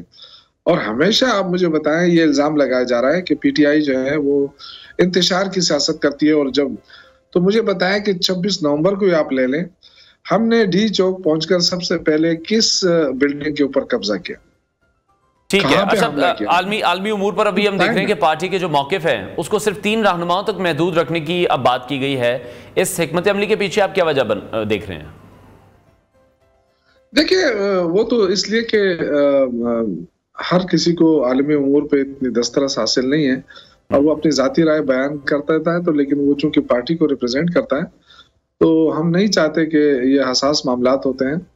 और जैसे अभी बहुत सारे नून लीग के जो वज़रा हैं, बेचारे बेखबर लोग हैं, वो आके बयानात दे देते हैं कि जी अमेरिका नाराज हो तो हो जाए, हमें क्या फर्क पड़ता है, और फिलहाल नाराज हो जाए तो क्या फर्क पड़ता है। अब उनको ये नहीं पता है कि आप जो है आप किसी के गुलाम हैं। गुलाम इस तरह की बातें नहीं करता है। जब आप आपको कहते हैं कि आ जाओ, आजाद हो जाएं, तो आप जाके उनके सफ में खड़े हो जाते हैं। तो जब तक आप गुलाम हैं तो आप इस तरह की बातें नहीं कर सकते। शौकत साहब, आप ये कह रहे हैं कि पाकिस्तान तहरीक इंसाफ अब उनकी सफ में खड़ी नहीं होगी, क्योंकि अब वहां से तो बातें शुरू हो गई। ट्रंप के जो नामजद एलची हैं उन्होंने बानी पीटीआई की रिहाई का मुतालबा कर दिया है। आपको नहीं लगता कि जिस तरह से पहले कहा गया कि अमेरिका की मुदाखलत की वजह से आप लोगों की हुकूमत गई, खान साहब ने बारहा ये कहा था, अभी अमेरिका को इंटरवीन नहीं करना चाहिए? देखिए, ये उनका इंटरव्यू नहीं है, वो तो देखें पाकिस्तान सिग्नेटरी है इंसानी हकूक के हवाले से, ये गलतफहमी में ना रहे कोई। वो जो बात कर रहे हैं वो इंसानी हकूक के हवाले से बात कर रहे हैं कि पाकिस्तान में बहुत बड़े पैमाने पे इंसानी हकूक की पामाली हो रही है। और जो रिसेंटली मिलिट्री कोर्ट से जो सजाएं हुई है उस पर तो बिल्कुल सीख पाए पूरी दुनिया। तो ये जो बातें हो रही है उस कॉन्टेक्स्ट में हो रही है कि इमरान खान एक पॉलिटिकल पॉलिटिशियन है और पॉलिटिशियन को दहशतगर्द करार देना, फिर उनके ऊपर सजाएं करार बनाना, जाली मुकदमे दर्ज करना 250-300 से, चूंकि ट्रंप के ऊपर भी सेम केसेस बने थे और ट्रंप भी उस मुश्किल दौर से निकल कर आया, तो वो ये समझते हैं कि ये जो चीजें हो रही हैं ये गलत हो रही हैं। तो अब ये तो उनकी अपनी राय है। अब हमने तो देखा इमरान खान तो जेल में बैठा हुआ है, तो अगर जेल में बैठ के ये समझते हैं कि इनकी सारी सिफारती नाकामी की वजह हम है, तो फिर तो इनको छुट्टी कर लेना चाहिए ना। फिर पाकिस्तान का इतना खर्चा क्यों करा रहे हैं? जगह जगह इन्होंने सिफारतखाने खोले हैं, अगर उनके सिफारतखानों की कोई बात नहीं मान रहा है और जो जेल में बंदा बैठा है उसकी बात मान रहा है, तो फिर तो पाकिस्तान उसके हवाले होना चाहिए ना। ठीक है। अच्छा, दूसरी तरफ पाराचनार का एक इशू है जिस पर मैं कमेंट आपका चाहूंगा। वहां पर जो जारी इंसानी बहरान है उस पर पाकिस्तान तहरीक इंसाफ की अभी क्या पॉलिसी है, क्या इस पर काम किया जा रहा है? देखिए, हमने तो इस पे काफी दिनों से वज़ीर आला अली अमीन गंडापुर मुसलसल इस पे कोशिशें हुई कि सबसे पहले तो जंगबंदी करानी थी, वो हो गई अल्हम्दुलिल्लाह। फिर उसके बाद 125 रुकनी जो वफ्द है वो आज भी वहाँ काम कर रहा है, पूरी गवर्नमेंट उसके पोस्ट पे खड़ी है। और दोनों के दरमियान जो एग्रीमेंट कराने की कोशिश हो रही है कि असला वापस लिया जाए, जो मोर्चे बने वो खत्म हो जाए। ये चीजें जब होंगी, उसके साथ साथ जो है ना, सूबाई हुकूमत ने फैसला किया है कि अलहदा पुलिस फोर्स बनाई जाए जो उस पूरी रूट को तहफ़्फ़ुज़ फराहम करे, और जो कार्रवाई जाए वहाँ वो उसको तहफ़्फ़ुज़ फराहम करे। तो वो भी इंशाल्लाह हो रहा है, कोई 250-300 के करीब पुलिस वाले भर्ती हो रहे हैं। ये सारी चीजें होंगी। और मीनवाइल अली अमीन गंडापुर साहब ने शुरू दिन से अपना हेलीकॉप्टर वहाँ स्पेयर किया हुआ है। वो रोजाना की बुनियाद के ऊपर वहाँ जो जरूरत की अद्वियात होती हैं वो पहुंचाई जा रही हैं, जो सस्ते नरखों के ऊपर गंदम फराम की जा रही है और खाने पीने की अशिया। लेकिन ये जो रास्तों की बंदिश है उससे मुश्किलात हैं, ये मैं भी मानता हूँ कि मुश्किलात काफी मुश्किलात हैं। 2.5 माह से अब ये रास्ते बंद हैं। वहां पर हमने देखा कितनी कैजुअलिटीज हो गई, छोटे बच्चे हैं। और यकीनी तौर पर आप ये कह रहे हैं कि हेलीकॉप्टर के जरिए इमदाद तो जारी है, लेकिन उतनी इमदाद तो नहीं पहुंच सकती जो जमीनी रास्ते से बजरिया ट्रक जाती है या इस तरह से वहां पर पहुंचाई जाती है। जी, उसमें देखें सबसे इम्पोर्टेंट रोल जो है वो वहाँ के मुतारिफ ग्रुपों का है, क्योंकि न सिर्फ वो बल्कि और लोग भी बहुत ज्यादा मुतासर हो रहे हैं। तो ये और उन लोगों के साथ जो वायदे हो रहे हैं वो फाइनल हो जाएं। वो जो असला बड़ा असला है उनके पास वो गवर्नमेंट के हवाले कर दे और गवर्नमेंट फिर रिस्पॉन्सिबिलिटी लेगी उनकी कि वो तहफ़्फ़ुज़ फराहम करे। तो ये चूंकि ये अरसा दराज से ये इशू आ रहा है, बल्कि मैं कह रहा हूँ कि सदियों से इशू आ रहा है, ये कोई अभी का नहीं है, लेकिन इसको किसी ने इस तरह सीरियस लिया नहीं था। ये पहली दफा इसको गवर्नमेंट ने सीरियस लिया है और उनको मजबूर किया जा रहा है दोनों मुतारिफ ग्रुपों को कि जब आप असला जमा कराएं, असले के साथ आप जो है ना नहीं रह सकते और ना ही आप मोर्चे बना सकते हैं। मोर्चे भी खत्म होंगे, असला भी वापस होगा, तहफ़्फ़ुज़ की जिम्मेदारी गवर्नमेंट देगी। और ये प्रेशर भी डाला जा रहा है उन पे कि वो ये सारी चीजें मान लें ताकि रास्ते खुल जाएं, और उसके बाद फिर हुकूमत जो है उसकी जिम्मेदारी होगी कि वो अपने लोगों को तहफ़्फ़ुज़ फराहम करे। ठीक है। और पाराचनार में इसी तरह से फिर अमन कायम करने के लिए पाकिस्तान तहरीक इंसाफ की तरफ से कोई स्पेशल तजावीज़ पेश की गई हो जो आप शेयर करना चाहते हो इस मामले पर? क्या पार्टी इस मामले पर हुकूमत की जो इमदादी कोशिशें हैं उनको काफ़ी समझती है या अभी ये नाकाफ़ी हैं? नहीं, देखें बात यह है ना कि जब जहाँ पे जंग शुरू हो ना, तो जंग में तो बहुत सारी चीजें होती हैं। आप फिर वो ये नहीं कह सकते हैं लोग कि जी ये हो रहा है वो हो रहा है, मुश्किलात होती है ना, और आम आदमी सफर होता है। इसलिए जो एपेक्स कमेटी भी का इजलास भी था, उसमें भी ये चीजें डिस्कस हुई कि सबसे पहले जो है जो वहाँ पे जो कमेटी भेजी गई थी 125 रुकनी कमेटी थी, उसमें सारे अमायदीन थे कबायली, और गवर्नमेंट से ज्यादा जो कबायली अमादीन है उनका असर रसूख ज्यादा होता है कबायली इलाकों के ऊपर। और उन्होंने ये तजावीज भी दी कि जी वहाँ पे जो मोर्चे हैं ये खाली होने चाहिए, और जो बड़ा असला उन्होंने अपने पास रखा हुआ है वो गवर्नमेंट को सरेंडर हो जाए। तो इसी पे फैसला हुआ है एपेक्स कमेटी में, और ये चीजें हो जाए तो इसके साथ साथ जो रास्ता है, ये चूंकि हमेशा से ये रास्ते के ऊपर ही मसला बनता है और अटैक हो जाते हैं, तो वो रास्ता महफूज बनाने के लिए एक अलग पुलिस फोर्स बनाई जा रही है, उसका फैसला हुआ है। तो ठीक है, इसमें टाइम लग गया, लेकिन ये एक मुस्तकिल हल की तरफ हम जा रहे हैं, और ये मुकामी लोग तावन जरूर करेंगे क्योंकि ये मुश्किलात उन्होंने देख ली है। अगर वो तावन नहीं करते तो फिर तो हुकूमत क्या करेगी। हमने बड़ी कोशिश की कि असले का हुकूमत की तरफ से इस्तेमाल ना हो और हुकूमत ऐसी कोई कार्रवाई ना करे जिससे और जाने चली जाए। तो इतना सब्र और तहम्मुल का मुजाहरा किया है और पूरी कोशिश की है, क्योंकि ये लोग हमारे लोग हैं, पाकिस्तानी हैं और मुहिब वतन है, लेकिन चूंकि इनके जमीनों का इशू है, वो इंशाअल्लाह ताला गवर्नमेंट जो है उसको हल करने की तरफ जाएगी, लेकिन उससे पहले अमन कायम करना बहुत लाजमी है। ठीक है। और फिर दूसरी तरफ ये जो फिरका वारियत है, ये जो हम देख रहे हैं, ये सोशल मीडिया के थ्रू भी बहुत ज्यादा प्रोपेगेट हो रही है, इसको किस तरह से काउंटर किया जा रहा है?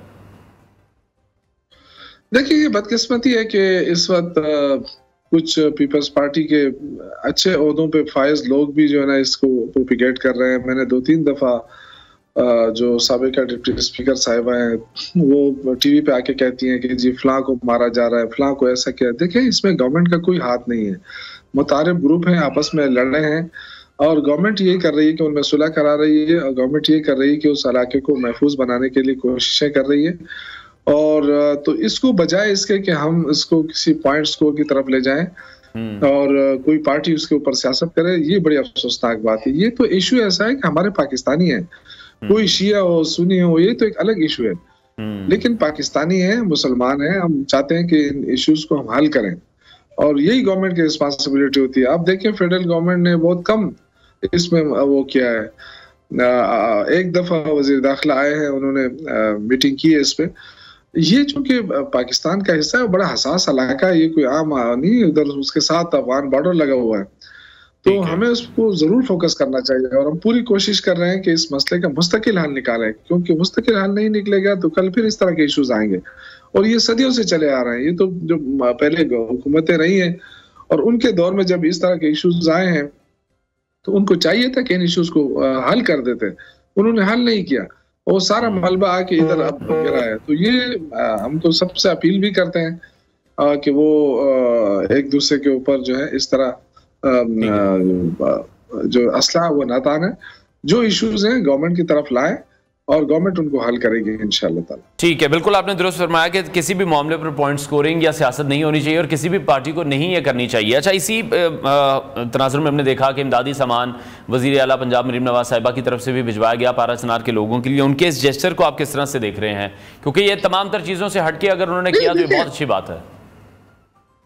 देखें, बिल्कुल हम तो देखें, ये तो पाकिस्तान में तो हमेशा इस तरह की चीजें हमने नजर आई है कि कहीं सैलाब आया है, पंजाब में आया है तो खैबर पख्तूनख्वा ने हेल्प की है, अगर यहाँ पे आया है जलजला हुआ है तो पूरे पाकिस्तान ने हेल्प की। ये तो देखें एक ही मुल्क है ना, ये हम क्यों इसको बंटवारे में डाल रहे हैं कि फलां ने ये किया फलां ने ये किया। ये सबकी जिम्मेदारी है, जो जो हुकूमत में कोई जेब से कोई नहीं दे रहा है, ये हुकूमत है और इन अवाम के लिए, ये अवाम का पैसा है, अवाम पे लग रहा है, चाहे वो पंजाब से आ रहा है, चाहे वो सिंध से आ रहा है, चाहे केपी से आ रहा है।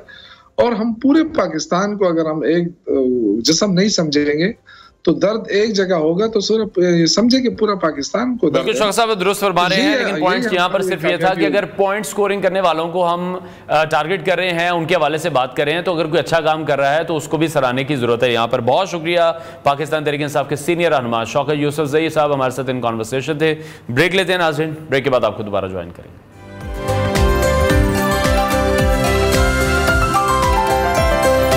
आगे बढ़ते हैं नाज़रीन। सफ़र चाहे तवील हो या मुख्तसर हो, अगर साथ को ख्याल रखने वाला या हमदर्दी करने वाला मुसाफिर मिल जाए तो सफ़र का मज़ा दोबाला हो जाता है। ऐसी एक वीडियो है जो हम आपके साथ शेयर करते हैं। हालिया दिनों सोशल मीडिया पर यह वीडियो वायरल हुई, जिसमें एक भारतीय मुसाफिर 36,000 फीट की बुलंदी पर अपने साथी मुसाफिरों को थर्मस से गर्म चाय पेश करता हुआ नज़र आ रहा है, जिसके मनाजिर आप इस वक्त हमारी स्क्रीन पर देख रहे हैं। और ये मनाजिर हमने बसों में देखे हैं, ट्रेन में देखे हैं, लेकिन कभी भी इस तरह के मनाजिर हमने जहाज़ में नहीं देखे हैं, क्योंकि मुसाफिर जहाज़ में मौजूद है और दूसरे मुसाफिरों को खुशदिली से चाय पेश कर रहा है। जिस तरह से मैंने पहले बताया कि ये वो मंजर है जो हमें आम तौर पर बसों या ट्रेनों में नज़र आता है, ना कि हवाई जहाज़ में। फ़ज़ाई सफ़र में अमूमन खाने पीने की अशिया लाने की इजाज़त नहीं होती, लेकिन इस वीडियो में हम देख रहे हैं कि एक मुसाफिर अपने साथ लाए गए थर्मस से चाय पेश कर रहा है, जो यकीनन एक नया और गैर मामूली मंजर था।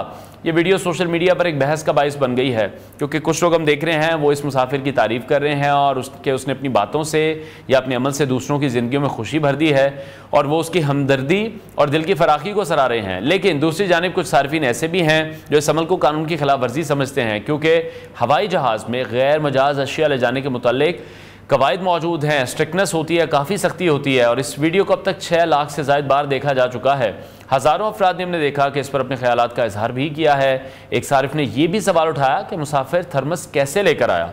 दूसरे ने कहा कि यह तो भारतीयों का खासा है कि वो जहाँ भी होंगे ऐसा ही काम करेंगे, क्योंकि जो बिज़नेस का शौक़ है वो भी उन्हें बहुत ज़्यादा है, जगह जगह वो बिज़नेस करते रहते हैं। कुछ ने इस रवैये को गैर पेशा वराना और गैर जिम्मेदाराना करार भी दिया गया है, जबकि कुछ का मानना यह है कि एक अच्छा इक़दाम था जो कि मुसाफिर ने किया।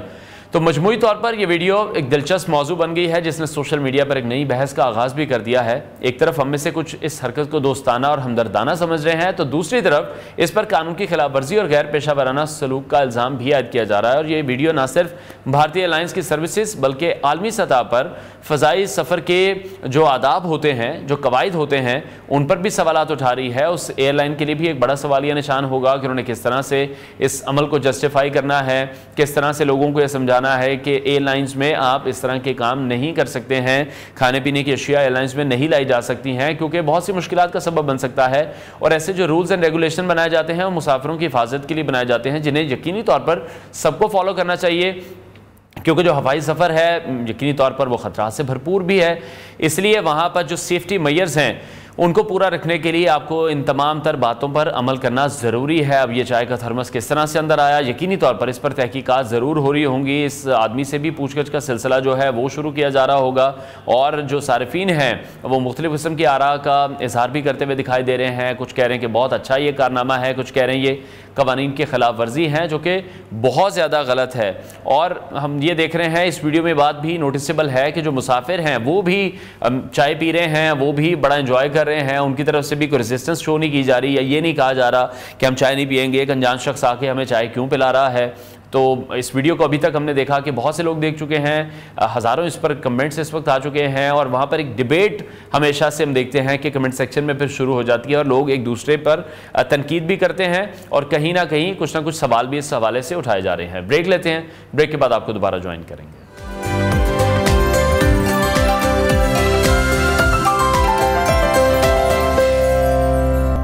Welcome back to new Pakistan. नाज़रीन, बच्चों की परवरिश में वालिदैन का किरदार बुनियाद की हैसियत रखता है और उनके अल्फाज बच्चों की जहनी, जज्बाती और समाजी तरबियत पर गहरा असर डालते हैं। लेकिन अक्सर वालिदैन जाने या अनजाने में नो लैंग्वेज जैसे अल्फाज इस्तेमाल करते हैं जो कि बच्चों के जज्बात को कुचल सकते हैं। और इसकी एग्जाम्पल ये है जब हम कहते हैं कि ये मत करो, चुप रहो, ये तुमसे नहीं होगा। इस तरह के जो जुमले हैं वो हमें तो मामूली नज़र आते हैं, लेकिन ये बच्चों की खुद एतमादी, उनकी तख्लीकी सलाहियतों और वालिदैन के साथ बच्चों का जो ताल्लुक है उस पर भी मनफी असर डाल सकते हैं। आज हम इस अहम मौजू पर गुफ्तगू करेंगे कि क्यों नो लैंग्वेज बच्चों के लिए नुकसानदेह है और वालिदैन को बच्चों के साथ मुस्बत गुफ्तगू क्यों अपनानी चाहिए। हमारे साथ मौजूद हैं मारूफ child psychologist doctor Ifra Syed, जिन्होंने बच्चों की जहनी सेहत और तरबियत पर गहरी तहकीक की है और ये मौजू न सिर्फ वालिदैन बल्कि असातिज़ा और बच्चों के साथ काम करने वाले हर फर्द के लिए रहनुमाई भी फराहम करेगा। डॉक्टर साहिबा, बहुत शुक्रिया हमें शो में ज्वाइन करने के लिए। अच्छा, सबसे पहले बताइएगा नो लैंग्वेज का जो बच्चों की जज्बाती और जहनी सेहत है इस पर क्या असर पड़ता है, क्योंकि शायद हम लोग बड़ा ईजीली उन्हें कह देते हैं और हमारी उस तरह से इंटेंशन भी नहीं होती, हमारा मकसद सिर्फ कहीं ना कहीं उन्हें रोकना होता है। हाँ, ये इसका ये होता है कि हम ना बच्चे के साथ एक रैपो बिल्डिंग नहीं होती पेरेंट्स की बच्चों के साथ, कि पेरेंट्स ने बच्चों के लेवल पे आके उन्हें बात समझानी होती है। अब पेरेंट्स जिस नज़र से चीज़ों को देख रहे होते हैं, बच्चा उस नज़र से चीज़ों को नहीं देख रहा होता है। और जब बच्चा बहुत ज़्यादा एक वर्ड ये नहीं करो, ये मत खाओ, ऐसे नहीं करो, ऐसे नहीं चलो, तो बच्चा कॉन्टीन्यूस पैटर्न एक नो ही को सुन रहा है और उसी को ले। कुछ पेरेंट्स की बहुत आदत होती है हर चीज़ पे मना करने की, हर चीज़ से रोकने की, फिर वो कोई फैमिली प्रेशर भी होता है, एक उन्होंने इन्वायरमेंट को भी उसके चलना होता है लिहाज से कि हमारा बच्चा वेल मैनर्ड हो, तमीज़ हो, डिसिप्लिन हो। तो पेरेंट्स बहुत पुश कर देते हैं बच्चों को नो कहने पर उस नो का बच्चे में एक सेल्फ कॉन्फिडेंस उसका बिल्कुल शैटर हो जाता है और उसकी जो अर्ज होती है दुनिया को एक्सप्लोर करने की, नई एक्टिविटीज़, क्रिएटिविटी को एक्सप्लोर करने की, वो ख़त्म हो जाती है। और ये फिर आपको लगता है कि बच्चे की जो तालीमी कारकर्दगी है, उसकी जो सीखने की एक सलाहियत होती है जिस भी एज में वो है, वो फिर बहुत ज़्यादा मुतासर होती है। वो बहुत ज़्यादा मुतासर, क्योंकि वो एक देखिए, आप जब एक बच्चे को बार बार एक चीज़ या किसी को भी आप एक बार बार पैटर्न कहें, आपके जो अल्फाज होते हैं वो बहुत रोल प्ले करते हैं आपकी लाइफ में। तो अगर आप अपने आप को या किसी और से आप कॉन्टीन्यूसली एक नेगेटिव पैटर्न बात करेंगे, आपका ब्रेन उस चीज़ को एब्जॉर्ब कर लेगा। जब वो नेगेटिविटी आपके ब्रेन में जाएगी, आपका बिहेवियर भी वैसा ही हो जाएगा। आपने बहुत बार देखा होगा बच्चों के तो सारे, बड़ों को भी अगर आप किसी चीज़ से मना करते हैं ना तो बड़ा चिढ़ के वो काम बार बार करता है, ठीक है, क्योंकि वो फ्रस्ट्रेटेड हो जाए, एक बात पर आप उसको बार बार मना करें, वो फ्रस्ट्रेटेड होकर वो काम दोबारा करेगा। तो बच्चों के साथ भी यही है कि आप उसको इतना मना करेंगे स्कूल में, फिर उसकी वो जो अर्ज होती है सवाल करने की, उसका कॉन्फिडेंस जो शैटर हुआ होगा, वो क्लास में वो खड़ा होकर क्वेश्चन नहीं करेगा, वो चीज़ों को अंडरस्टैंड नहीं कर उसको टीचर कुछ बता भी रही होंगी तो वो बस हाँ बोल देगा, पर वो क्वेश्चन नहीं करेगा, उसकी अर्ज नहीं होगी एक्सप्लोर करने की, क्योंकि उसकी उसके अंदर इतना कॉन्फिडेंस और सेल्फ इस्टीम लो हो जाता है, पेरेंट्स ही घर में कर देते हैं, क्योंकि कहते हैं ना माँ गोद पहली दर्स गाय बच्चे के लिए। तो जब वो ही एक आप माँ एक उसको एक नेगेटिव पैटर्न पे लेके जा रही है, फिर फैमिली फिर कल्चर लेके जा रहा है, तो बच्चे की ग्रोथ बहुत शैटर हो जाती है। अच्छा, लेकिन डॉक्टर साहब आपको नहीं लगता कि शायद आज के बच्चे ही इतने हसास हैं? हम अगर अपने टाइम की बात करें, हमें नो नहीं कहा जाता था, हमें तो थप्पड़ मारा जाता था या हमें किसी चीज़ से मारा जाता था रोकने के लिए भी। और आज जो हमारे ही बड़े हैं वो हमें कहते हैं कि बच्चों को मत डांटो, बच्चे की जो सेल्फ एस्टीम है वो खराब होगी, बच्चे का जो कॉन्फिडेंस है वो खराब होगा। और अपने टाइम में वो जैसे हमें मारते थे या जैसे हमें समझाते थे, तो मैं सिर्फ वो फर्क पूछना चाह रहा हूँ कि आज हम बच्चे को ज्यादा हसास तो नहीं बना रहे? नहीं, एक्चुअली पता है क्या हुआ है कि अब हमारे पास ना चीज़ों की वैरायटी ज़्यादा आ गई है। उस ज़माने में जनरेशनल गैप तो हमारा बहुत है, ठीक है, जो मैं हूँ या मेरे पेरेंट्स थे अब मेरे बच्चे हैं, तो there is a lot of generational gap. पर होता ये कि हमारे, तो आपको क्या लगता है कि हमारे पेरेंट्स ने मार के हो, क्योंकि तो कहीं ना कहीं वो ट्रिगर हमारे अंदर मौजूद है, ठीक है। आपने कहीं ना कहीं बच्चे को मना करना है, एक हेल्दी मना करना और एक कॉन्टिन्यूस, मतलब आप बच्चे को सुबह से शाम तक मार रहे हो, is it a healthy pattern? It is not, ठीक है। तो अगर आपने हेल्दी, देखिए अगर एक थप्पड़ पड़ भी जाता है वो हमें पता है हम it is for our own good, पर इतने छोटे बच्चे को मार के समझाने से बेहतर है कि आप उसके लेवल पर आके आप उससे प्यार से वो चीज़।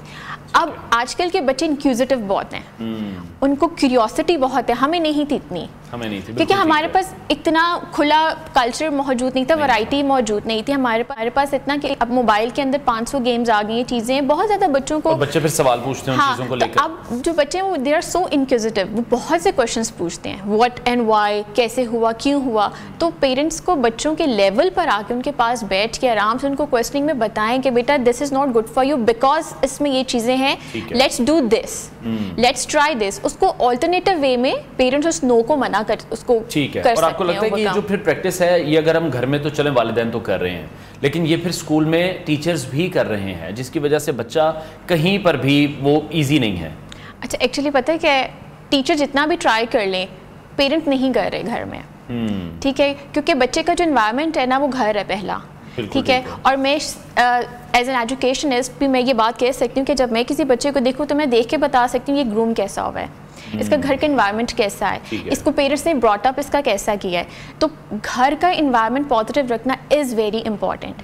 नेक्स्ट इज़ द टीचर जो स्कूल्स में हमारे पास मौजूद है। टीचर्स को बच्चे को बूस्ट करना चाहिए, उसका कॉन्फिडेंस बूस्ट करना चाहिए, उसको मेन उस पर लेकर आए, स्टेज पर लेकर आए, उससे क्वेश्चनिंग करें, उससे बात करें, ये चीज़ें बहुत इंपॉर्टेंट है। लेकिन the first and the main thing is the family, कि बच्चे का ब्रॉड अप कैसे हो रहा है, गाइडेंस है वो किस तरह से फिर की जाए, उनको किस तरह से समझाया जाए। पेरेंट्स को ना नो सच प्लेटफॉर्म जो हम फैमिली में देख रहे हैं, हम भी फिर अपने बच्चों को वैसे ही ट्रीट कर रहे हैं। एग्जैक्टली, क्योंकि अच्छा देखिए अब तो मैंने आपको पहले ही बताया था हमारे पास इतनी चीज़ें मौजूद हैं, फिर इंस्टाग्राम पे इतनी हमारे पास पोस्ट आ जाती हैं और पेरेंटिंग पर इतनी बुक्स अब आ गई हैं जो उस ज़माने में नहीं थी अब हैं। और दूसरा हमारे पास कुरान पाक अल्लाह ताला ने कितनी खूबसूरत किताब हमें दी हुई है कि उसमें बहुत सी चीज़ें हमारे पास मौजूद हैं, हम पढ़ते नहीं हैं, हम उन चीज़ों से फ़ायदा नहीं उठा रहे हैं। पेरेंट्स को अब जो घर में मौजूद है जिनके पास कोई प्लेटफॉर्म नहीं है वो अपने बच्चों को समझें, डिक्टेट ना करें।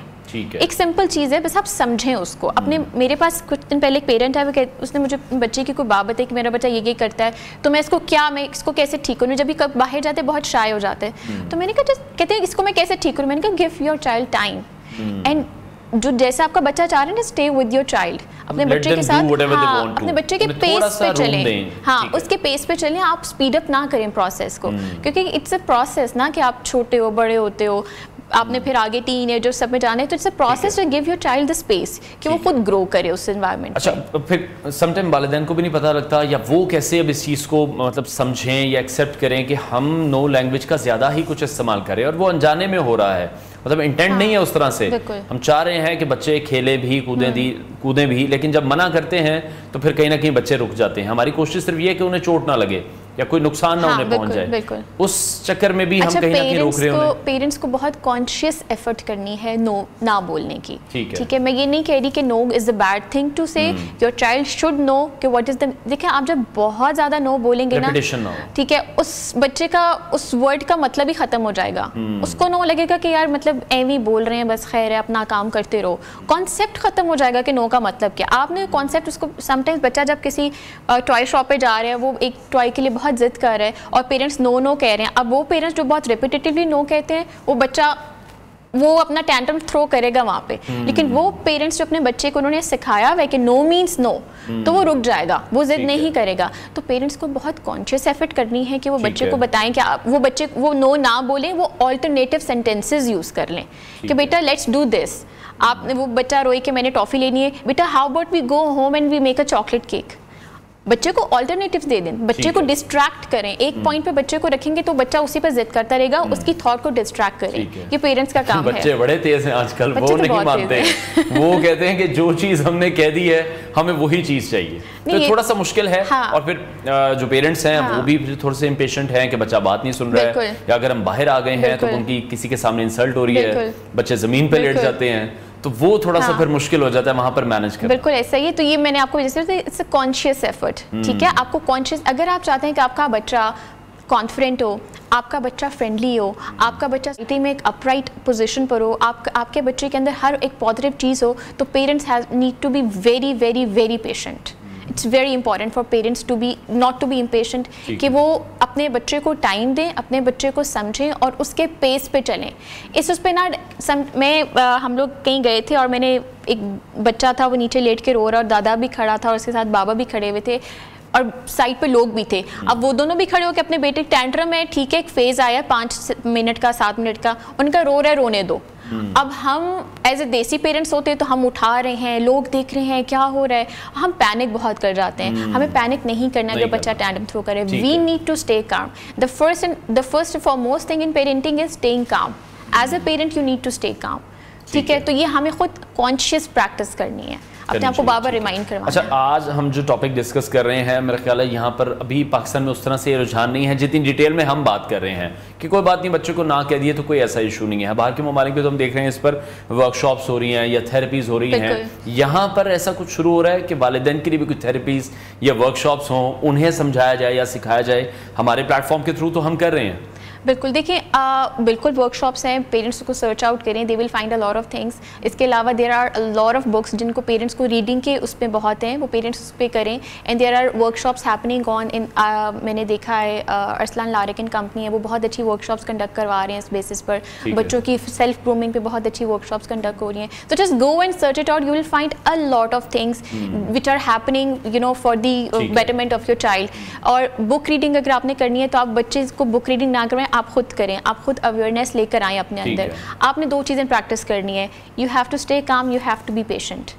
अब ये 2 चीजें अगर पेरेंट्स अपने अंदर ले आएंगे, and bonding between mother and father, that is the foremost important thing. If you have a healthy relationship with each other, फिर आप अपने बच्चे के अंदर एक हेल्दी रिलेशनशिप, एक हेल्दी पैटर्न को इंस्टिल कर सकते हैं। If you are not on the healthy, फिर बात सब मुझे कहते whenever we talk to you about a child, you start talking about the parenting and the couple, responsibility उनकी, because that is important. If अगर ऊपर से हमारा हेडक्वार्टर ठीक आ रहा है तो ही नीचे का चीजें सेटल डाउन होंगी ना।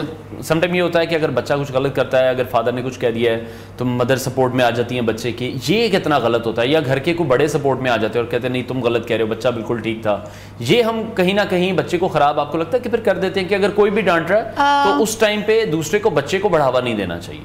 अच्छा, होता ये कि हाँ बिल्कुल ये अगर कोई एक पेरेंटिंग कर रहा है उस टाइम पर, तो बाकी प्लीज आप पीछे नहीं, ठीक है। Let the one be the parent, ठीक है, and let it be a father और a mother, it shouldn't be anyone else, ठीक है। क्योंकि अगर 5 लोग बच्चे को आके पेरेंटिंग करेंगे ना, बच्चे के किसी की भी नहीं सुनने वाला बच्चा, ठीक है, वो सुनेगा ही नहीं किसी की, ठीक है। आप एक को अगर कोई पेरेंट करे, आप करने दें। हाँ, समटाइम्स ये होता है father is being so loud, sometimes mother बहुत लाउड हो जाती है फॉर सम रीजन, कोई स्ट्रेसेस हैं, कोई जॉब है या थिंग्स है, और फादर गेट्स अपसेट ओवर, कोई बच्चे के साथ इम्पेशेंट हो रहा है। तो जब आप ये देखें ना कि one of the parent is being impatient, दूसरा पेरेंट आके टेक ओवर कर ले, ठीक है, तरीके से संभालने सिचुएशन कि मैं कर लेता हूँ, तुम जाओ, ठीक है, प्यार से बेटा तुम जाओ, मैं देख लेता हूँ। या कोई बड़ा भी आ रहा है बेटा, तो अगर वो देख रहे हैं कि आप ये इम्पेशेंट हो रहा है, अब ये मतलब लाउड हो रहा है और मार्को टाइप पे बात आने वाली है, तो फिर आप वहां से उसका टेक ओवर कर लें। ठीक है, बहुत शुक्रिया doctor Ifra Syed, child psychologist, हमारे साथ इन कॉन्वर्सेशन दी। नाज़रीन, प्रोग्राम का वक्त खत्म हुआ, इंशाल्लाह कल फिर आपसे मुलाकात करेंगे। अपना बहुत सारा ख्याल रखिए, इजाजत दीजिए, अल्लाह हाफ़िज़।